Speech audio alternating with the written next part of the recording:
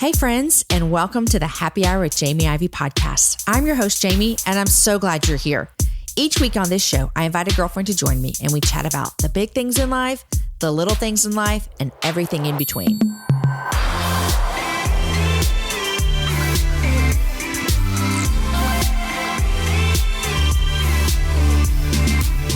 Are you dreaming of a beach vacation? Oh, I think I am right now. Get away to the sugar white sands and turquoise waters of Panama City Beach, Florida. You'll discover endless family fun, heart-pounding thrills, eco-adventures, and romance. So make it memorable. Make it yours at Panama City Beach, the real fun beach. Plan your escape today at visitpanamacitybeach.com. Happy spring break from the Ivey family. I love hearing where you listen to the happy hour. Like maybe you're at the beach or you're up in the mountains, or maybe you're doing a staycation at your home like we are. Or maybe, you know what? It's not spring break for you and you're doing your regular life today. You're on a run. You're walking your dogs. You're washing your dishes. You're on your way to work. Wherever you are listening today, thank you. Thank you for being here. Thank you for sharing this show with your friends. Every single time I travel, a group of ladies will come up to me and they will tell me that they all listen to the happy hour. And then they all point to that one friend and they're like, she got us all hooked. And so thank you. Thank you for telling people about the show. I love sharing this show with people. It is the greatest, coolest, most awesomest, that's not even a word, job I've ever had. What an amazing job that I get to sit down with beautiful women like Lara Casey today, and we get to talk about their stories. So today, I'm talking with the Cultivate What Matters creator, Lara Casey. Now, Lara has already been on our show once before on the Patreon feed. So if you're a Patreon member, you heard us talk in the mini-series about dreams and goals. She was our very first guest for that. But today, we sit down and talk with Lara about Lara. We talk about her life. We talk about what matters for her. Something she's speaking into a lot right now is just numbering your days and making every day count. And that is such a conversation that we need to all be having. She talks about how her journey to faith looked different and how her husband, what his journey to faith looked like. She talked about their early days of marriage. And I asked the hard question of why did she stay? We talk about infidelity. Of course, if we're talking with Lara Casey, we talk about gardening. And of course, I told her that I want to start a garden. And of course, I've said that for the past 3 years, you guys. I cannot get a garden going to save my life. But I love dreaming about it. And I love seeing other people's gardens. You're going to love the show today, guys. You're really going to love it. Lara is kind. She is generous. She is vulnerable and authentic with her story today. And her story constantly points us back to the Lord. Guys, I also want to share with you that we have a newsletter. If you don't subscribe to our newsletter, today is a great day to start that. Go to jamieivey.com/newsletter. Sign up. Every Wednesday, we send you a reminder about the show for that day. And then every once in a while, we send out extra things I'm loving, things you should know about. When we have new merchandise, we send usually a discount code to use to get new merchandise. I'm also throwing around the idea of doing some podcast coaching. So a lot of people contact me all the time and say, hey, I want to start a podcast. And my number one answer to them is, yes, you should totally start a podcast. There's room for all of us. There's room for all of us to do this job. And so I'm thinking about doing some podcast coaching. The first place you'll find out about that is on my newsletter. Usually the first place you find out about our live events is on our newsletter. It's just a great place to find out things, you guys. So go to jamieivey.com/newsletter. Okay, my friends, here is my conversation with Lara Casey. Lara, welcome to the happy hour. Oh, thank you. I'm so pumped to be here. This is actually your second time for us to chat in like 2019, which is crazy. It is. You were one of our guests on our Patreon show about dreams and goals. And we've had such great feedback from that show. Awesome. I mean, such great feedback. So thank you for giving us all your wisdom. I am so glad to hear that. That's cool. So I am in your neck of the woods right now. Yes. We're in North Carolina. Are we in Raleigh? Is that where we are? I don't even know. I think technically we're in Raleigh. Okay. Yes. And where do you technically live? I technically live in Chapel Hill. So I live like right by, there's a cow farm on the way to my house. And then suddenly you're in this little nook of suburbia. I love it. I just feel like I'm out in the country. Chapel Hill, UNC? It is. Okay. You got it. Yeah. Yeah. Lara, okay, give us a little 30-second introduction of you if people don't know. You got it. I am a mom to 3. I feel like sometimes it's more like a mom to 50,000 because our kids have so many different personalities. And you have young kids. And that's the thing. I have 2 2-year-olds right Yes. now and almost 3. And I have a 7-year-old too. Let me just tell you, my oldest is 15, my youngest is 11. You are in the season of, I'm so tired And I'm so tired physically, and I'm so tired of giving out snacks. And I'm so tired of washing the same sippy cup. So let me tell you, Mama, you're in it. You got it. In fact, the other day I said to my husband, I just realized I run a restaurant. Yes, I do. And it is only open at certain hours, but at very odd hours. So we're kind of like the pop-up restaurant at 5:30 in the morning. Yes. Just wait. I know that you're a homeschool mama, but my kids are in school. And when they come home in the summer, I'm like, I forget how often you guys eat. Didn't we just eat? And now you're wanting to eat again. So yes, I understand. I know. I like feel for those moms that have the lock on their fridge because I feel them. I'm like, yes, I actually need to install the lock on my fridge. I know. Yeah. My other advice, this is what I'm feeling I need to tell young moms right now. Okay. Just as having older kids, I have lost all of the battles with having my kids like drink the smoothies and get the green food in because they go to school and I look at their lunch account and I'm thinking, oh my gosh, like I would never feed you this, but they have all this freedom and I'm giving their money and they're 15. So I can't tell my son, I'm like, listen, Sonny, you only need to get apples and oranges and green beans at school. Right. So give them lots of good stuff now so that they'll like it and to make up for the lack of 15. Yes. Bank it up. Yes. Yep. Yeah. Yep. That's good advice. I was telling a girlfriend last night, I was like, my kids, like, two of my kids have never even been to McDonald's and we just don't do that kind of stuff. Yeah. But when they're older, they go with their friends and they like, hey, we're going to Whataburger tonight, which you may not know what Whataburger is. Oh, no, I do. My mom grew up in Pensacola, Florida, where the original Whataburger was. I thought Whataburger was a Texas I thought thing. it was too. And I say that to her every time. So I think she's like claiming it for Florida, which is not exactly correct, but she has such a deep love for it that she wishes. We'll let her have it. We'll let her have it. We'll let her have it. But Whataburger is a thing. But anyhow, okay, so you're mom to 3 kids. Yes. Running 5,000 things. So tell us what all you're doing. Yes. Well, first I have to say, I don't do it alone. I am the CEO of Cultivate What Matters, and we help women do just that. We help women to dig up their purpose and to make an action plan and then live it out. And I'm an unlikely gardener, which you and I have talked about. Mm-hmm. Yes. I may have some things I brought for you. We'll see about that. And and then I really just, my main love in life is my marriage. I have a crazy story of our marriage being totally thrown to pieces and then coming back together. And that really fuels all that I do. So that's me. I love it. I cannot wait. We're going to talk about your marriage. And we talked about gardening a little bit when you were on in the special show for the Patreon page.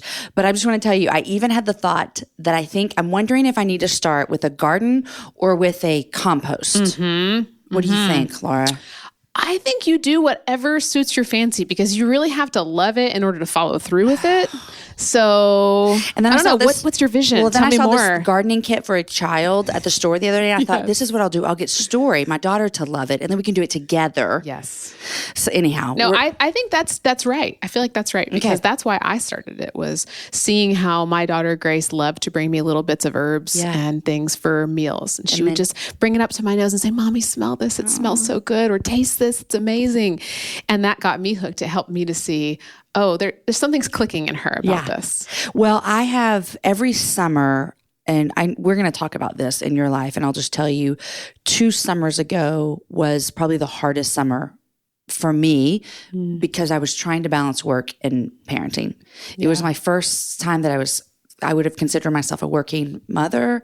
I was trying to write a book. I was podcasting, all the things. And I failed miserably at parenting and at work. It was awful. And I swore I'll never do that again. And so last summer was amazing. I worked my tail off in the spring. So in the summer, I didn't do one interview. I just rested and hung out with my kids. And that's my goal again this summer. Yeah. But when I think about gardening, to me, it brings up this slowness. Yes. And this kind of, and we talked about this and you talked about this a lot, kind of the tending to the soul and tending to the earth and that rebirth and bringing it back up. And I see that and I want it. And I think that you talk about this a lot, even in your own personal life. Like you've been talking a lot about living in the days, like numbering your days. Tell me about this in your world right now.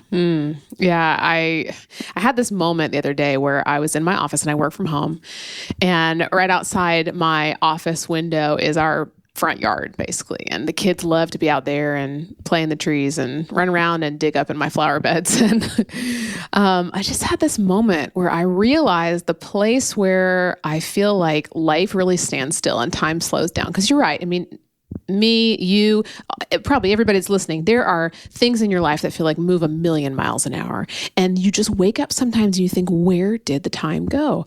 Where is my life flying away to? The days, the minutes, the hours, they tick off so fast. But for me, being in the garden, it is a time when I have to have my hands and my heart fully focused on what's right in front of me. It's like I could have my phone out while I'm trying to plant something with my other hand. It doesn't really work out very well though. Yeah. I've definitely dropped my phone in the dirt and the mud several times. Learned that lesson, but I had this moment hearing them outside my office window where I realized that the kids, they know this. They know that there's something to being outside, something to being with your hands in the dirt and climbing trees and playing with leaves and make believe. That slows our hearts down and helps us to savor and come alive. Yeah. And that's where I feel like the garden has taught me that. It's the place where I feel like time really does start to slow down. Yeah. I feel like, can I ask you a personal question? Oh, yeah. You said nothing's off limits. How old are you? I'm 40 this year. Gonna be Okay, 40. so we're the same age. Turning 40, yeah. We're the same age. And Yeah. I feel like the closer I got to 40, and now even being 40, I love it. 40 is great. You're going to rock it. It's amazing. I feel as though I'm starting to look around and feel as though I want to kind of breathe slower. Like, although I'm in this like new stage of my career, and I know you can speak into this as well, I do feel like I look around, especially with my son being a freshman in high school. I mean, I just think our countdown has started. And I just want to slow down. But it is so hard for us women to do that, to slow down. And so you have talked about numbering your days. What does that mean for you right now in your stage of life? Well, you just hit on a hot button question for me, I'll say. What is it? Yesterday, I'm not going to cry. And I am not having a midlife crisis. I am claiming it. It's not happening. Yesterday, I sat in a physical therapist office. I injured my neck gardening, of all things. I know. About Sorry. 6 months ago. It's the silliest thing. What did I do? I was cultivating. Yes. My word. And 2 of my discs decided to go to Siberia. And I sat in the physical therapist office, and I've been feeling so hopeful that my neck would be healed. And you know, there are so many worse things that could happen to me, but it keeps me up at night. Yep. I have pain all the time. I can't pick up my kids. I'm not even sure if I'm going to be able to garden this year. And that's hard. Yeah. So I sat in that office yesterday, and he just kind of gave me this funny look. As he was testing me out, normal testing, he gave me this look and he said, we have to stop. We can't push this any further. My left arm has gone numb. My right leg has gone numb. Like even sitting here talking to you, I can't feel my finger on the side. And so it's time for next steps. And these things that I've experienced over the last 6 to 8 months have been difficult. They have caused me to stop and say, wow, like one false hit and this could be it for me. But you know, the Lord always uses this stuff. And I'm smiling talking to you today through the tears because in it, he's teaching me too, like Psalm 90:12 says, number my days. And to know that there's a brevity to this life and I really need to use it well. I feel compelled in a joy-filled way to use it well. And so I sat in that office. I had myself a good cry in the parking lot afterwards. And then I realized, you know what? I can either choose sorrow and anguish, which yes, I will choose that sometimes. Or I'm going to march right back into my house and I'm going to snuggle those kids and I'm going to make the most of this day through all the pain and anguish and sorrow. And so I feel this coming on, you know, it could be 40 creeping up on me. It could be this injury that has really been the biggest blessing in the end. It could be, there's a whole lot of things, factors that have pushed me towards this, but that verse, teach us to number our days so that we may gain a heart of wisdom. I can't get enough of it right now. It's your life right now. It's my life right now. Yeah. You know, I've heard one of the things I love about the happy hour is hearing women's stories. So many times I'll hear people's stories who they've gone through a hardship, like you're describing for yourself right now. They've gone through some form of suffering. They have lost a dream, lost something. And they describe those moments of suffering as the greatest gift that God's given them. Yep. And it gives me chills every time because God says that in his word. You know, that the suffering, that it produces things in us, that it produces endurance and character and hope. Yeah. And I think that I feel blessed to be reminded of this, 253 guests later. I hear it all the time. But I think sometimes it's hard for people to understand what that really feels like because they're not in that moment, But it's beautiful to listen to hear someone say, like you just said, greatest gift. Yeah. And, we don't want to go there. That's the thing. Yeah. It's like we watch a movie that makes us feel like, oh, I must make the most of this life. And then the next day, that feeling is totally gone. We as humans, we don't want to sit in that, Because it's hard. It's uncomfortable. It's uncomfortable. It's really, who wants to talk about death? Yeah. Let's talk about that today. Let's talk about our days being short. But I think that's where, as believers, we get this really cool window into a different way of thinking about it. Yes, it's difficult to think about. No, we don't want this life to end. We want this life to go on and on forever. But when I allow myself to just sit in that for a minute, I have to tell you, it has made me more fired up about life. It's a beautiful thing to see, even listening to you talk about it. I mean, it's a beautiful concept to think about. This came really fresh to my mind this summer when my friend Winter Pitts passed away. Yes. And we just had Jonathan on the show. Phenomenal interview. But one of the things that was a common theme after she passed away was she lived every day of her 38 years. Like she lived it to the best. And like you're saying with even that verse number of our days is we don't know. Right. We could have 4 more days in us. Yeah. That's it. Yeah. And as sometimes Jonathan and I talked about this, is it doesn't seem fair to us, but really God knows, Yeah. Yeah. I love that he's teaching you that. And I love that it is overflowing in what you're teaching us who are following and listening. And so you're really stewarding that suffering gift well. Yeah. It's a funny thing. We always want to be out of the woods, so to speak, before we talk about things. We want to wrap it up with a bow, but I'm right there in it, as I'm sure so many people are. You're just in a thing. You're in something and you feel like, what in the world kind of good is going to come out of this? This just feels hard. It feels messy. It feels like there are times I cry in my closet about it. And just this morning, like the silliest thing happened. Like one of my kids threw something and I just lost it. I was like, this is not fun. But when I let myself just sit there for a minute, I just realized, Lord, I know you're pruning me. I look outside at my rose bushes and I know if I let those things grow crazy and I don't prune them, they will not produce flowers. They will not produce fruit. Yeah. It's the same with me. So you're saying in the midst of your suffering, you're still proclaiming these things to be true. Yes. Yeah. Not on the other side with the bow tied on. No. And you're also saying if my neck never gets healed. Yeah, if my neck never gets healed. Exactly. That is exactly right. And it's funny you say that because I haven't thought that to myself. I haven't thought, well, I'm waiting for some result. I'm not waiting for a result. I feel the result right now. I just feel like, yes, Lord, you have helped me to use my days more intentionally through this right now. What a blessing. Oh my gosh. I know. It's like hard. It's hard to talk about something that's hard, but also... Yeah. Yes, I see you using this. Okay, God, I get the message, Yeah.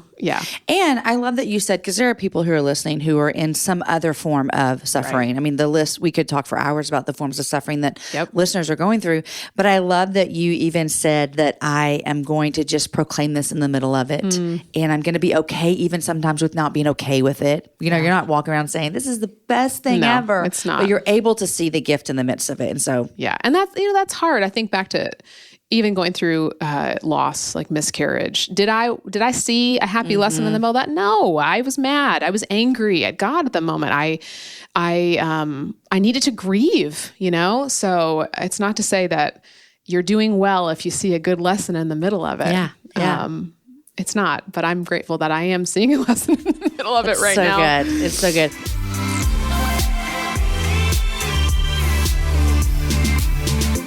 Okay, guys, I want to stop our show just for a moment and thank our sponsors. We always have great sponsors for the show, so let me tell you about them today. The first sponsor that I want to tell you about is Lola. Here's the question I want to ask you. If we care about the ingredients in the food that we eat, and we do, and we care about the beauty products that we use, and we do, why shouldn't the same be true of our feminine care products? Here's what you need to know is the FDA doesn't require brands to disclose a comprehensive list of ingredients in their feminine care products. So most of them don't. Why would they? Lola offers complete transparency about the ingredients found in their tampons, pads, liners, and wipes, all of which are 100% organic cotton with no added chemicals, fragrances, synthetics, or dyes. Plus, with Lola's customizable subscription, you get to choose your mix of products, mix of absorbency, number of boxes, and frequency of delivery. And you can even change, skip, or cancel it anytime. You guys, two of my favorite things about this product is number one, that they let you know what is in the product.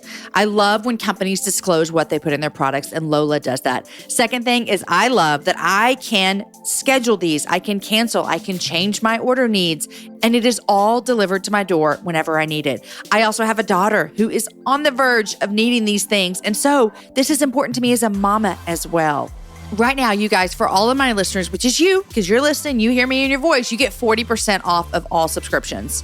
Visit mylola.com and enter Happy Hour 40 when you subscribe.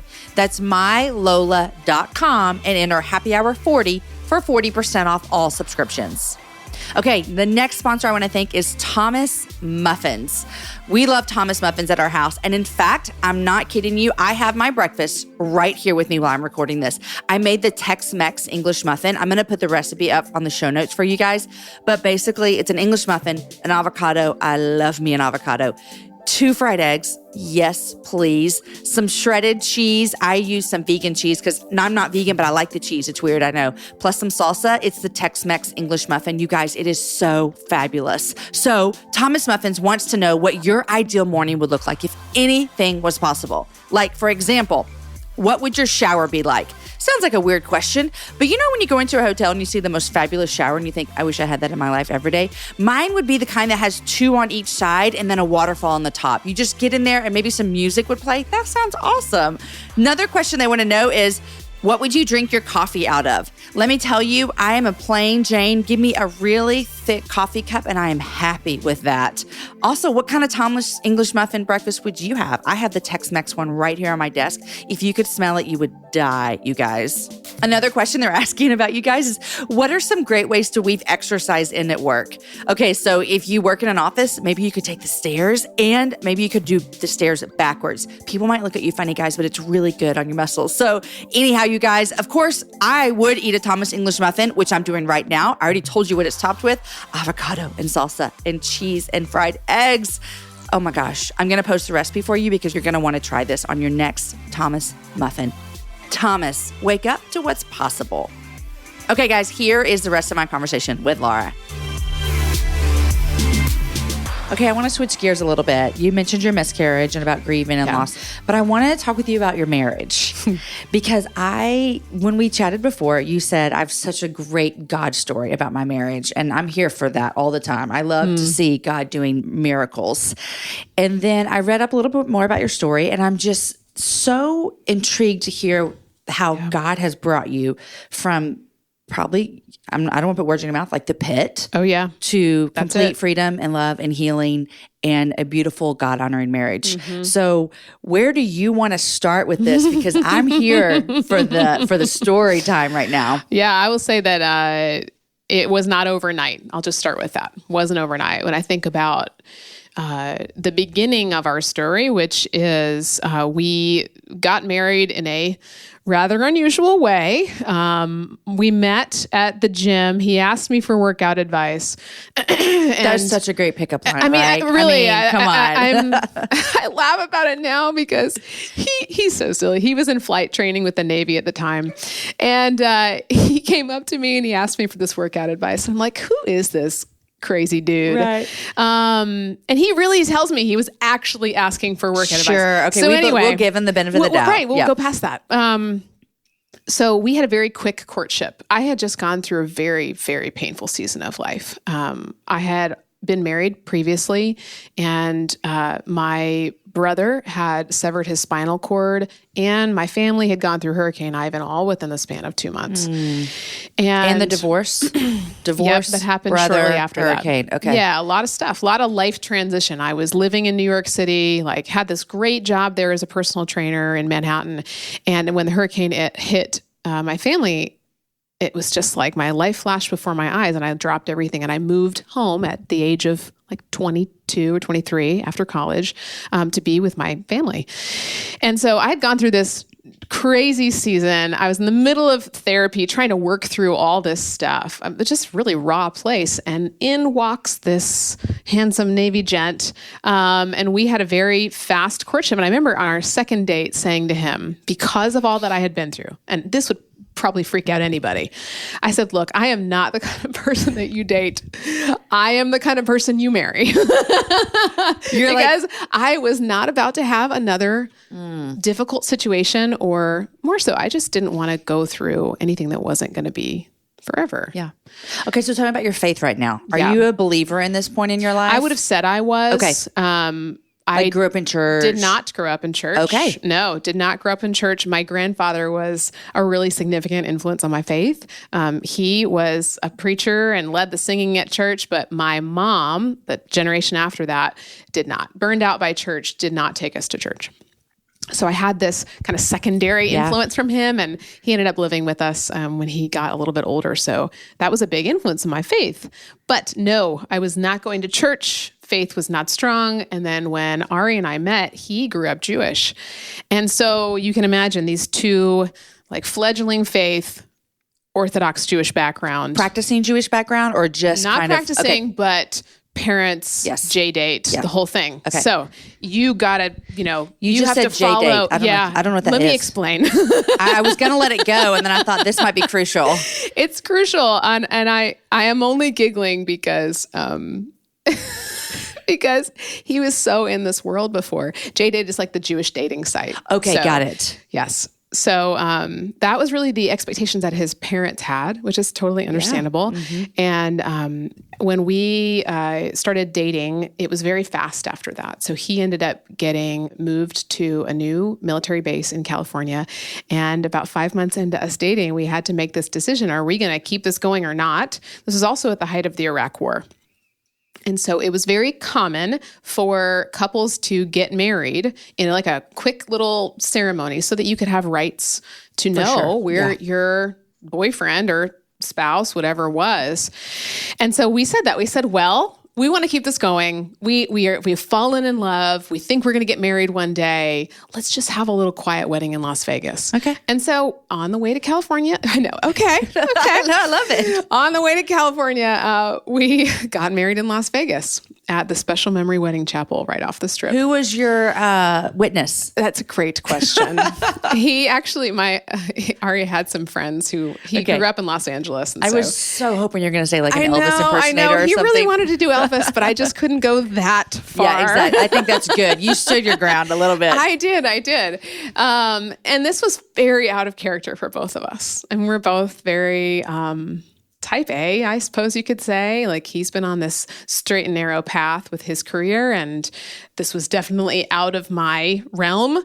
But we took the leap. So we moved to California. Married. Yes. And things went south really fast.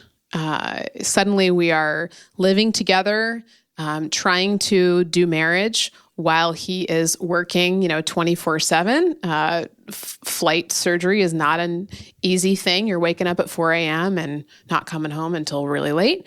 And so I was by myself. I didn't really have a whole lot to do at first. So our marriage, man, we were just two ships passing in the night. Just the arguments started to ensue. And as the honeymoon phase wore off, which was really fast, our faith conflicts came in so hard. And what's so interesting about it is, even though I had a fledgling faith, I needed it more and more in that time. And that was the one thing that was pressing us apart. And so here it's like, I wanted so much more of it. And yet it was the thing that was driving us apart. So fast forward. he gets deployed to Iraq about a year into our marriage. And during that time, I moved back with my parents. Again, I was like 23 at the time, maybe. And I moved back in with my parents. And I was worried for him, just worried all the time. And, you hear bomb threats all the time and the names of the fallen soldiers passing across the screen. And at that time, I started to go to church. I started to feel like, okay, it's okay for me to do this here. I won't offend him, Because those conversations before had led to arguments and offending and all the time. Okay, yeah. All the time. And I was just trying to keep the peace. And so I started to grow my faith again. And I started, which is a whole nother story. That's when I started Southern Weddings Magazine. I just needed a project to keep my mind occupied. Yep. Wow. I was just in my room, my childhood room with my cat and my little 13-inch PC. And I had no idea what I was doing, but I knew I wanted to create beauty in this world that felt so broken, in my world that felt so broken. And so he comes back from deployment and we think, well, absence should make the heart grow fonder. My love and respect for him grew so exponentially while he was gone, and him for me. And yet it was still extremely difficult. And so we went through this 2-year period. We moved to North Carolina after that, went this 2-year period of it just being awful. I wish the story would have taken a nice turn there, but it just didn't. And it was just long period of, okay, neither one of us is going anywhere. We're still here, but this life is just not going anywhere. And is your faith still growing, or is it kind of trying to? And in yet a hard situation. I escaped to my work. Yeah. So I had this little magazine that kind of snowballed, and I thought, well, that's going well. I'm just going to escape right over to that side of things. I know I'm doing well here. Yeah, doing on paper, doing real well here. I can control this. Yeah. So I'm going to just put my whole heart into that. He put his whole heart into work, and so here we are again, just two ships. Not just passing in the night, but bumping in the middle of the night many times. Yeah. And it was during this time that I would drive down a road that's real close to where we are right now, on my way to Target on Sunday mornings, buying something I didn't need. And I would see this building with people just pouring in and out of it, just happy couples, families. And there wasn't a big sign in front, but eventually I figured out it was a church. Right. And kept going past that building many Sunday mornings in a row. And one Sunday morning, it was like, Jesus actually took the wheel. And I turned, Jesus, take the wheel. Literally turned into the parking lot out of complete desperation. Like, do you ever feel like that? You feel like you have these moments of, I'm not really sure what my body's doing right now. And I know I just need something different than this. Like, I was praying. I didn't even know how to pray, but I was just like, Lord, please help me out of this. Yeah. And I walked into that church. Which is beautiful, because this is what God does for us. Yes. Is even we don't know that we need him or want him. He's like, I'm just going to pull you in, sweet little girl. I'm going to pull you in. So this is what he's doing to you. Yes, exactly. And he did. He pulled me into that church building, and I sat down in the back thinking, please, nobody talk to me. Please, nobody talk to me. But obviously that was not his plan. And this wonderful woman named Jan sat down next to me, and she's still one of my dearest friends to this day. Wow. And she asked me, hi, I'm Jan. How are you? And struck up a conversation with me that was very foreign to me in the world that I was in at the time. So most people would talk to me and talk about my business or talk about these great things on paper that were happening. And she just wanted to know about my heart. Just wanted to, didn't ask me what I did for a living. Just hey, tell me about your life. How can I help you? And a few weeks later, as I continued to go to that church, and every time I would come home, we would argue. Did Ari know you were going to church? Knew, yeah. Okay, yeah. And we would fight. He would usually strategically go to lunch with people during the hour that I would come home, so that we wouldn't have to talk about it. And and I went to a marriage class by myself. I don't know, sometimes you do crazy things when you're really desperate for help. And I thought, I want to know, how are they doing this? I'm desperate for any semblance of normalcy in this thing that is not even really a marriage right now. And I walked into a marriage class one Wednesday night by my lonesome. And I sat down and I heard all these couples talking about their marriage challenges, but not in a way that was grating or, it was just this beautiful transparency that they had. And the teacher, Mitch, he looked at all of us and he said, okay, let's, all introduce ourselves. And I thought, no, Yeah, I can't do this. I'm sitting in my chair and my stomach is just burning. Like this lava pit is just, fire. And yet I felt, which I now know is like leading of the Holy Spirit, like you're going to stand up right now. And I looked dead at him and I said, hey, my name is Lara and my marriage is a total disaster. And my husband doesn't believe in God and I don't really know what to do. And he looked me right in the eyes and he said, Lara, the impossible is possible with God. Oh my gosh. And sometimes you need someone to believe that when you can't. Right. Because I could not. And to try to explain to you in a logical manner what happened next over the next few months is very difficult. But I will tell you the pieces that I know from my own human understanding. There was a day that we were talking about, we're still in this marriage. We each just need to choose one thing that we are going to do for each other. Like let's just try. Let's try here. And so he said, well, I want you to spend more time with my friends. I want you to get to know these people that I've been spending time with. And I said, okay, I can do that. And then I said, and I would really like for you to come to church with me. He's like, just kidding about the one thing. You went over the line, Laura. Peace out. Yeah. And he said yes. He did. Begrudgingly, or was he like, I want to serve you? Or was it less like... I don't really remember his reaction. I think I was probably just bracing myself. Yeah. But all I know is that he said yes. And I just remember sitting in that church with him and praying to myself, please nobody talk about Jesus today. Yes. Don't make it weird, y'all. Don't make it weird. Don't make this weird. No Jesus talk. Do you remember what they talked about? I don't, but I'm sure they talked about Jesus and my stomach probably burned again. And we would argue. He would come with me, a few Sundays he would come and we would just have these like all out battles afterwards. So your arguments, just so I can understand, was it about faith or was it just like that kind of just started the downhill of lots of other things? It would be both. It would be both. Okay. Definitely. Sometimes now in retrospect, I think if I was lucky, it was about faith. Yeah. It was just the Lord just like piercing his heart. And like, when God's trying to teach you something, even as a believer, it can get really uncomfortable when he's trying to unearth something in you. And it sometimes gets worse before it gets better. And that's exactly what happened. It got a lot worse. Our arguments escalated even in that season. But there was one Sunday, it was Father's Day, and he had a very difficult relationship with his dad. And they actually weren't even speaking at that time. They hadn't spoken in about 3 years since we got married. It was us getting married, him marrying me, that caused this great divide. And one day, Father's Day, they were preaching on just God's love and that our Heavenly Father can help us to understand so much more of what real love is instead of your earthly father and how that relationship can influence you. And I remember in the middle of the sermon hearing like raindrops. And I thought, oh, there must be an air conditioning leak. And I look over and my husband was crying.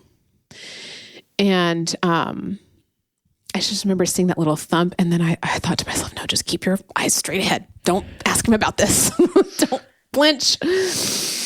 And I had gotten pregnant around that time and we drove home. I will never forget this day. Drove home and we're passing through these North Carolina pine trees on this long road home. And he looks at me and he goes, Lara, I think I know what I want the print to be in our baby's nursery. Like we were talking about what to put on the walls. He said, I think it should be God is love. And I was like, are my ears working? Right. And it really is a very out-of-body thing when you start to hear someone who said to me just a week before, Lara, I will never believe in Jesus. Sorry, it's just not for me. To say something like that, like something was happening. And I honestly very much tried to play it cool. Well, for sure. Because I just didn't want to like get overly excited or like scare him off or like anything. And I started to realize in that season that there's nothing I could do to control this. I just had to give him a safe place to have those arguments with me, to share those fears. And then very pregnant, midnight one night, I saw a light over on his side of the bed. And I look over and I was like, what is he reading in the middle of the night? He was reading the Bible.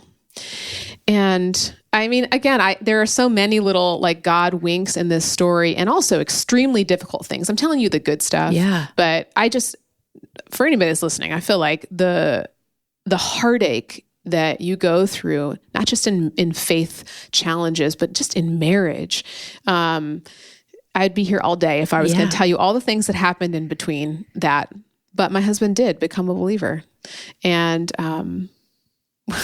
it's just crazy to think of. I remember he became really good friends with one of our pastors because we went over to this guy's house and he was playing fantasy football on his computer. And my husband said, "Oh, pastors can be real people. This is cool." And so they struck up a relationship and started studying the Bible together. And then he baptized him about 8 years ago. Wow. Yeah. But that's just like the first part of the story that I told you, the long version of that. But to give you a fill-in for what you had asked, which is, how did you get here? That's just the first part. Like, it did not turn into all halos and moonbeams. It didn't turn amazing overnight? No. It did give us a place to come back to. It did give us community and people to help us fight for our marriage instead of against each other. But I mean, the pain and the challenge and the heartache that we had been through, it took many years to unravel that. Because those arguments had been faith-based, like you said. Yeah. But Ari becoming a follower, believing in Jesus and following him, to me, it sounds like that could have solved the problem. Right. It sounds like it. Right. And ultimately, it did in a way. Yeah, for sure. Yes. It gave us the third party in our marriage who would bind us together. But it didn't happen overnight. Yeah. You know, good things, they don't happen overnight. So we actually, we put ourselves in marriage counseling, and I'm laughing because we did not work with a counselor who was a believer. And it was such bad counseling, so bad, like terrible advice that sometimes we'd look at each other and be like, "Oh, we're on the same page about this." Yeah. Okay. We both agree this is really not bad. okay. This is not okay. And there's great counseling out there, but we just did not partake in great counseling.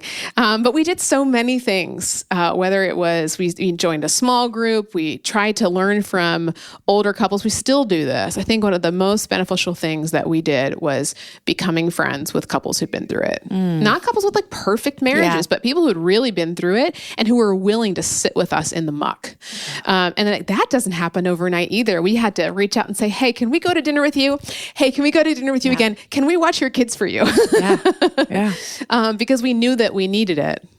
And you know, something that I'm super passionate about is, you just touched on it and it makes me so happy, is saying that you were becoming friends and meeting people who had been through the hard stuff. Yeah. And the thing that kind of can get me on a soapbox about sometimes Christian culture is people not willing to say they've been through hard things. Yes. Because if those people had never said they had been through hard things, you would have not had anyone to hold your hand through the hard things. Exactly. And so just like you're doing today by sharing your struggles, and I am such an encourager of women saying, "Hey, here's my stuff." Because we get to do two things. We get to walk with people through their junk. We're maybe like 4 or 5 steps ahead. And we get to say, everything you see is God, like God's grace and mercy is all over this, and it's not us. Yeah. And so I love hearing that part of your story about people walking with you. Yeah. And you know, I completely skipped over probably one of the most important parts of the story. And that's the hardest thing, is that both Ari and I had been unfaithful to each other in our marriage. And I mean, it's still, I like get this little twinge in the side of my mouth talking about it, because it's just so crazy to me that we are those. Actually, we're not, but that we were those people, that we felt such a deep desperation that we would go there, that we would not even allow that. I can't even think of the words because I can't rationalize that now. But we did. We went through that, and it was right before he was baptized. He came to me and he said, "Oh man, this day." He sat down with me in my office. I had just had our daughter Grace, and he said, "Lara, there's something I need to talk to you about." And I thought he was going to tell me my parents passed away or something. Yeah. He just had this look on his face. And he said, "Lara, I want to follow God. And I know that in order to do that, I just need to tell you that I was unfaithful to you in our marriage." And I told him the same. And you would think that shared confession would just be a neutralizer in that pain. And I'm here to tell you it wasn't. It wasn't. It did allow us to have a shared compassion with each other, but that was hard. I'm sure it was. And at the same time, just like we talked about with my experience with this crazy neck gardening injury, and that's teaching me in the mess, it's teaching me. It was in that experience that we really started to understand what God's grace is. We did. We just, in that moment where I had told him everything, and that was kind of like a springboard, I guess, for us to just share. Lay it all like, you know on the what? table. We know what's possible. We know what we want. We know we want to be totally transparent before the Lord. We do not want this life that we've been living. We just don't. We don't want to carry anything or hold anything back from each other. And I'm so grateful for that time, because that allowed us to have the springboard of just sharing it all and to sit there. And I will never forget that specific moment, to sit there with him, knowing that somebody besides the Lord knows all my stuff. I mean, I don't even have words for it. And they still love you. And exactly. And to still be seen, to be loved, to have that person not just say, okay, I'm out. Yeah. Gave me a window into how God feels about us. So when Ari came to you in your office, and you can see God's move in, because he's like, I got to confess, you had not confessed to him before. No, I'm scared, just like he was. Okay, so you felt like, I'm just going to take this to the grave. I'm going to take it to the grave, yeah. And I think that that's such a common feeling, whether it's infidelity in a marriage or whatever it is. I don't know. Well, and you probably thought, we justify everything. It was in the past. Yeah. I'm never going to do it, whatever it might be, whether it's an eating disorder, affair, whatever. Did you think about not saying anything after he said it? Or did you feel so completely, this is a safe place right now? I felt like, I just felt the Lord saying, lay it all down. Like, you don't need to carry this burden anymore. And yeah, I'm kind of losing my words, because I feel like it is an unexplainable thing to experience God's transforming grace. Like, we hear this word kind of thrown around, and it's not a hall pass for missteps. It's not a fresh start. It's such a small way to put it. But when you have been totally nakedly exposed in front of another human being who accepts you and loves you for you with all your stuff, like I said, it really just gave me this window into, oh, that's what this means. That's what this means, is that I don't have to be ashamed of this anymore. I don't have to hold this. And it did. It felt like a physical weight was on my chest all the time. Yeah. Yeah. So my question that I keep thinking through your whole story, especially in the beginning when you're telling me your marriage started out struggling. It wasn't as though you had a 7-year honeymoon period and then something bad happened and then we're struggling. It started out hard. You also were not walking with the Lord then, and either was he. My question that keeps popping in is, why did you stay? That's a good question. I think there were probably times when I stayed because I didn't want to go through more pain. Yeah. Because you've been down that road. Been down that road in so very many ways. But then there was also, as I think it was through the period of his deployment, there's just something that happens to you when you have a husband at war. And it is the same feeling that I have. It's very akin to what I'm feeling now with numbering my days. You realize the brevity of life. Like he would call me from his clinic, which was a rare thing to be able to get a phone call and just say, yeah, we lost this person today. And I went out in the field and saw this and this and this. And it sobers you. It just makes you feel like, okay, life is short. And I don't know. I had you even said you fell in love when he was gone. Your heart was kindled more towards him. Yeah. And I think that through this church that I started going to, it was a lot of older couples that went to this church. I was probably the youngest person that went there at the time.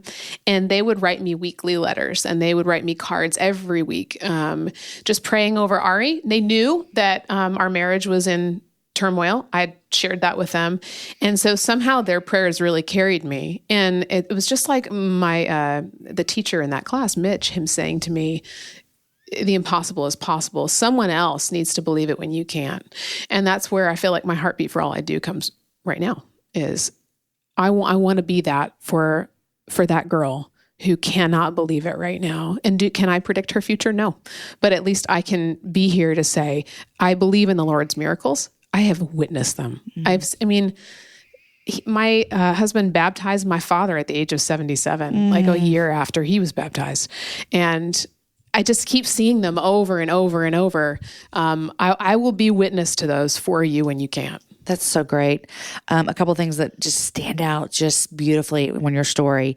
Number one, you said earlier, you had to realize you couldn't control what happened to Ari or what he did. And I think about that. I think about that with parenting sometimes. You know, like I wish I could just like snap my fingers and tell my kids to pray a prayer and they're going to love Jesus and they're going to follow him and that's going to be what they do. But I think that there are a lot of women who are in, and men too. I don't want to just say that, but majority of my listeners are women who are in those shoes. They're wanting their spouse. They're wanting their husband to follow him. Oh, yeah. And when you realize that you couldn't change him, I'm sure that kind of took a little bit of weight off your shoulders as well. Most definitely. Most definitely. And you know what it did is it made me work on myself because it wasn't him. It was really me, a lot of it. I realized that there's nothing I could do to change my husband except for being, for lack of a better term, like the best version of myself. I don't love that term. No, I know what you mean though. So in that season, I said, okay, God, work on me, take my life. And that's where I feel like I really became a disciple is I had to, despite everything that was happening with him and his disbelief and his anger and all of that, I knew I needed a better life. I needed to follow him. And so that's where I kept going to that church building over and over, no matter how uncomfortable it kept getting. And it was uncomfortable. The second thing that stands out to me is Jan. I mean, when you said that you didn't want anyone to notice you when you walked in, and Jan came and sat next to you, and she didn't care about your job or your magazine or anything. She just wanted to know how you were doing. Man, it kind of convicted my heart a little bit of, am I seeing people? I mean, you know, because Jan, I wish that Jan was here because I just want to know Jan. But she literally thought to herself, she wants to see you for who you are. And I think sometimes the conversation we're talking about, numbering our days, all those things, is that we can sometimes just walk around and not see people. And I know I can be, you know, that can be me sometimes. And I'm super encouraged to hear the story that Jan had, the part that she played in your story. Yeah, she really did take me under her wing too. I mean, and it wasn't just that first meeting. Her husband actually is Mitch, the one that taught that class. And they would often invite me over. And they didn't like pry too much or like wonder, you know, about these big things in my life. They really just were there for me. They just wanted to be there to listen when I was ready to talk about things. It's invaluable. I feel like with the work that you do now for women, encouraging them to live their life with purpose and cultivate what matters and all those things. I feel like now that I know this whole story of yours, I'm like, of course she does this. Of course this is her mission in life. Of course this is so important to her. It's this overflow of what God's done for you. And you just get to kind of overflow that into women everywhere. Yeah. It's beautiful. It's funny. People always ask me, why are you so motivated? Do you drink coffee? And the funny thing is I don't even drink coffee. But what motivates me is just this knowledge that I am not the same person I used to be. You know, I look at pictures of myself from 10 years ago and it makes me cringe. It just makes me You can see it on you. Sad. It makes me sad. And I don't say it in a judgmental way of like, I'm better than the person I used to be, but I just see her sadness. I see her being completely lost, really. I mean, I was chasing, my work was in my worth. I was chasing numbers and more followers on the Twitter, which is what used to be the thing back in the day. And just trying to grow a life for myself. And the Lord really shook that up in this. And he said, you know, it's not actually about you at all. That's not where you find your worth, Lara. No. I think what is going to just shine through this story in this episode is that woman who feels like you 10 years ago. Like she thinks, that's me right now. You know? And so for her to hear the hope that you were giving, that we both know is through Jesus. And then for the woman who is like you and I on the other side, I have stories just like yours. We could sit here for hours and trade stories about those girls 10, 15 years ago. And it is so beautiful to me. It makes me Not that I sometimes don't believe in the gospel, but it makes me believe in it more because I see it actually. I see it. I can't help but proclaim what he's done for me. Exactly. Yeah. It's like, I always think about that song.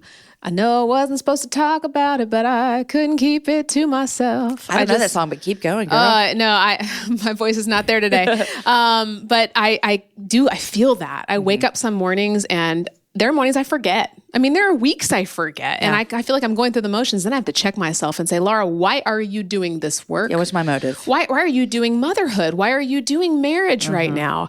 And that's why I am so grateful for you, for things like this where I get to share this story and remember it from myself. I mean, it's like a super selfish thing to say, but I really am. I'm so grateful for the gift of writing, for the gift of being able to share in social media or whatever it is. The moments that I get to share the little bits of the gospel with people, I remember, and it fuels me to keep going. It fuels me to do it more. Which is why God tells us to remember. Yeah. He tells his people all the time, make these Ebenezers, make these things. Remember what I've done for you. Right. Yeah, so beautiful. Yeah. Laura, thanks for sharing that part of your story. I know it's not easy. But it's beautiful and it is encouraging and it is going to bring hope to some very struggling women who might be listening. I end every show asking my guests what they're loving and what they're reading.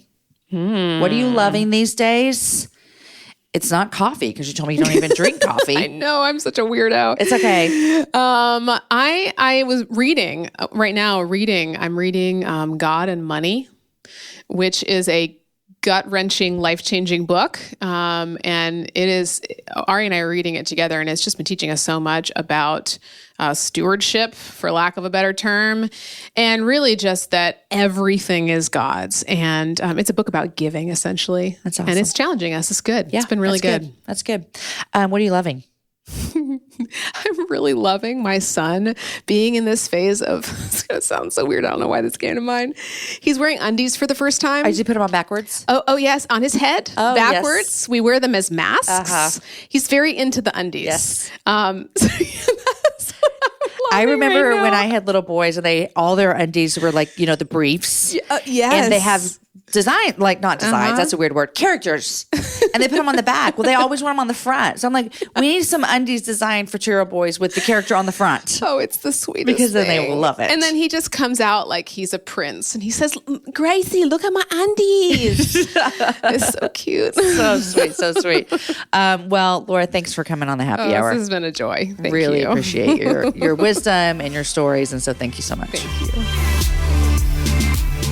Okay, friends, first, I want you to picture yourself biting into a warm and chewy Thomas's English muffin covered in melted butter. Is your mouth watering yet? Okay, mine is.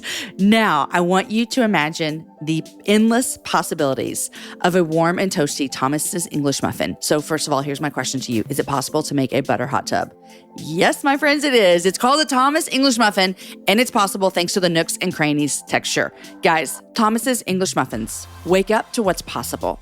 Friends, did you love Laura as much as I love Laura?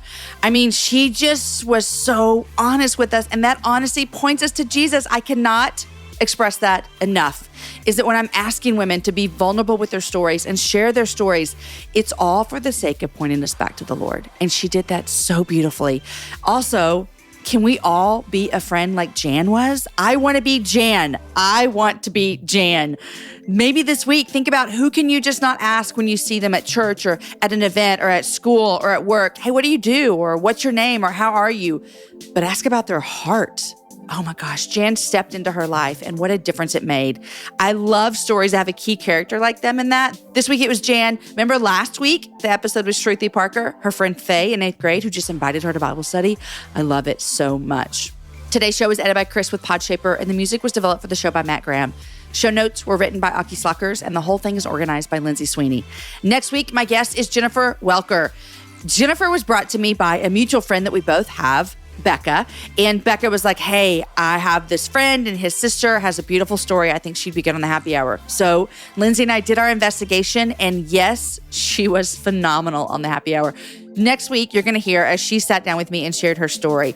First of all, she owns an amazing jewelry company, Golden Thread, but that's not what we're here to talk about. We're here to talk about the redemption that God did in her marriage.